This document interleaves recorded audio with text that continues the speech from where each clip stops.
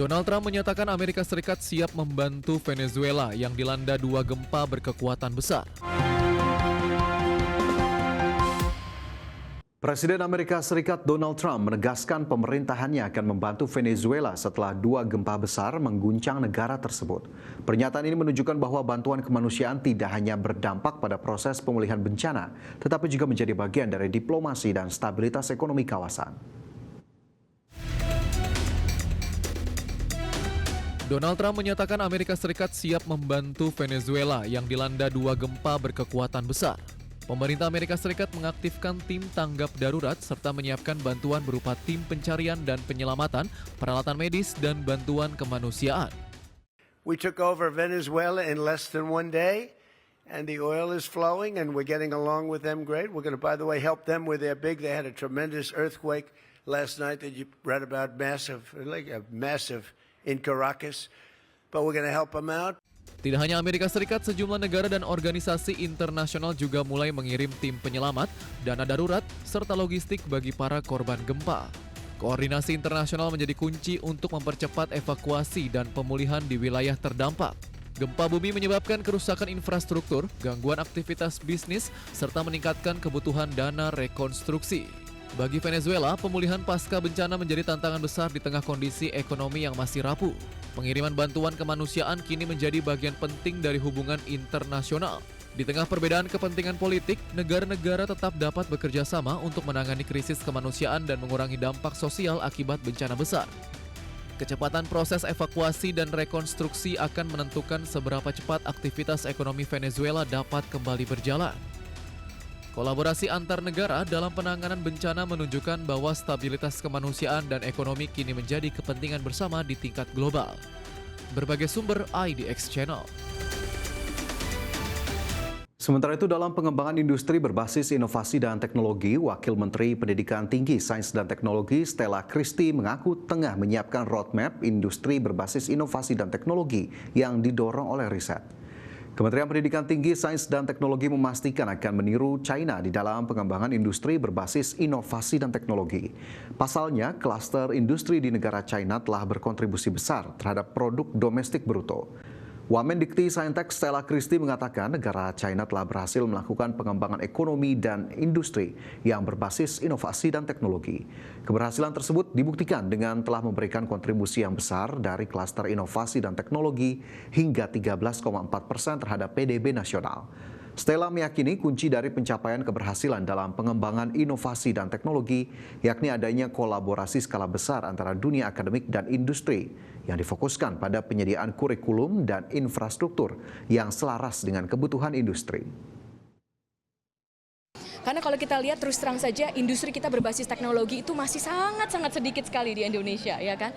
Tapi ini China, tadi saya berikan angka bahwa Science and Technology Cluster dari China itu menyumbang 13,4% dari GDP mereka hanya dengan menggunakan 2,4% dari lahan. Ini bagi seorang pengambil kebijakan, bagi pemerintah, ini suatu yang sangat diinginkan. Sementara itu, Dewan Perwakilan Rakyat mendukung upaya pemerintah mencegah terjadinya PHK massal melalui pembentukan Satgas Mitigasi PHK. Wakil Ketua DPR RI Sufmi Dasko Ahmad menegaskan koordinasi Satgas Mitigasi PHK antara pemerintah, DPR, serta serikat buruh akan menjadi bagian dari satuan tugas bersama untuk mencegah terjadinya pemutusan hubungan kerja yang masif yang terjadi di berbagai sektor industri. Oleh sebab itu, Dasko berharap koordinasi yang kuat antara stakeholder dari pihak pemerintah maupun DPR bisa memitigasi berbagai ancaman PHK yang dapat merugikan kalangan pekerja. Satgas mitigasi PHK dari pihak pemerintah dan DPR, dan tadi rapat diikuti oleh Menteri Sekretaris Negara selaku Ketua Satgas Mitigasi PHK, kemudian Pak Menaker, kemudian ada dari Presiden Serikat Pekerja Pak Andi Gani dan Des Tenaga Kerja Polri, dan penasihat khusus Presiden bidang tenaga kerja dan kesejahteraan. Kerjasama antara Kementerian Luar Negeri Indonesia, Kedutaan Besar dan Teheran Iran, dan PT Pertamina International Shipping membuahkan hasil positif di tengah ketegangan geopolitik di Timur Tengah. Kapal Gamsunoro milik Pertamina International Shipping yang sempat tertahan sejak Maret berhasil melintasi Selat Hormuz.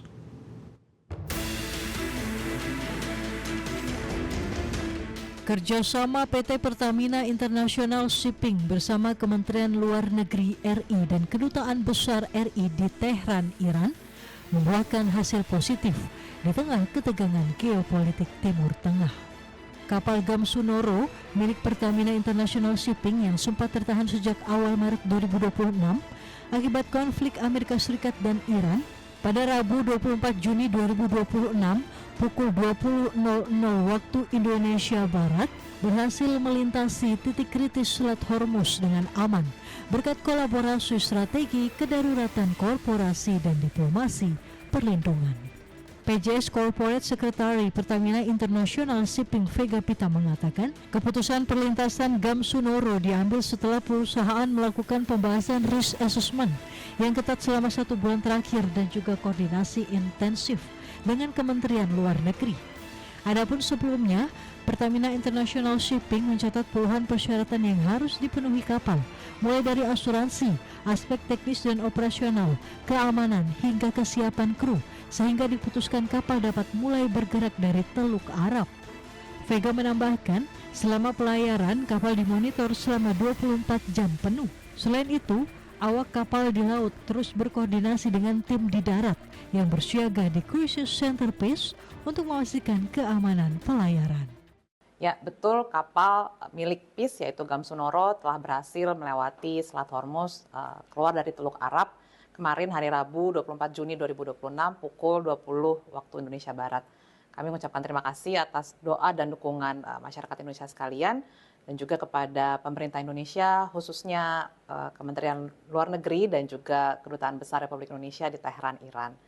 Sementara itu, armada Pertamina International Shipping lainnya yang berada di kawasan Teluk Arab VLCC, Pertamina Pride saat ini sedang dalam tahap persiapan untuk bergerak dengan tetap mengevaluasi perkembangan keamanan, kondisi lalu lintas, kepadatan dan risiko lainnya, serta mempertimbangkan rekomendasi internasional.